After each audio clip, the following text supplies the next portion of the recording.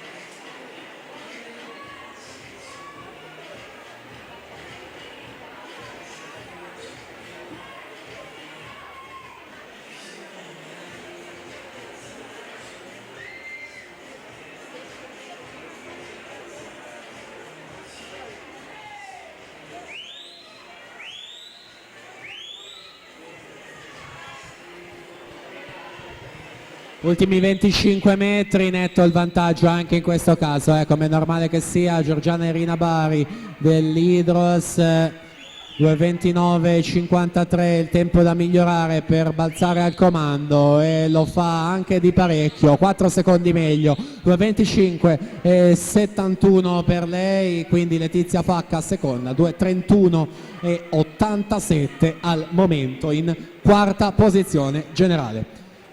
Alla partenza, terza e ultima batteria, 2 fa ragazze.